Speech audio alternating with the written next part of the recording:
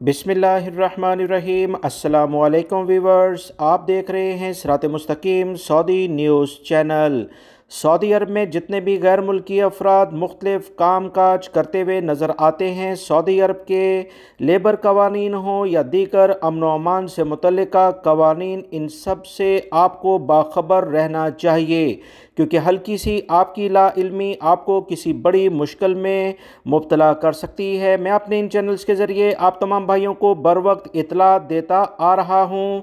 इस वीडियो में भी अहम तरीन मालूमात शेयर की जाएंगी, जिसका आपको इंशाल्लाह बहुत ज़्यादा फ़ायदा होगा। वीडियो लाइक करके दूसरे दोस्तों से भी शेयर कीजिएगा ताकि वो भी ये मालूमात जान सकें। तमाम गैर मुल्की अफराद जो सऊदी अरब में रहते हैं, किसी भी किस्म का आप काम करते हैं, अगर कोई भी सऊदी शहरी या गैर मुल्की आपके काम में रुकावट डाले, आपसे रिश्वत तलब करे, किसी भी किस्म की रकम की डिमांड करे, तो तमाम सबूतों के साथ इसके ख़िलाफ़ आप कैसे कार्रवाई करवाएंगे वो आपको इस वीडियो में बताई जाएंगी।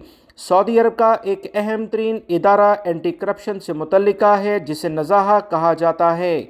तमाम गैर मुल्की और सऊदी शहरियों पर कड़ी नज़र रखे हुए है और बार बार SMS के ज़रिए और दीगर ज़राए से इतलात शेयर करता है कि हर तरह के अफराद जो कि किसी भी तरह से रिश्वतखोरी या जालसाजी में मुलविस होंगे, इनके ख़िलाफ़ हमें शिकायत दर्ज कराई जाए ताकि इन्हें सऊदी अरब में कवानीन के मुताबिक कड़ी सज़ाएँ दी जाएँ। गवर्नमेंट सेक्टर हो या प्राइवेट सेक्टर, कहीं पर भी कोई रिश्वत आपसे तलब करे और आप सबूतों के साथ इस इदारे को बताएं, तो यकीन माने ऐसी कार्रवाई इन अफराद के खिलाफ होगी कि आपको भी यकीन नहीं आएगा।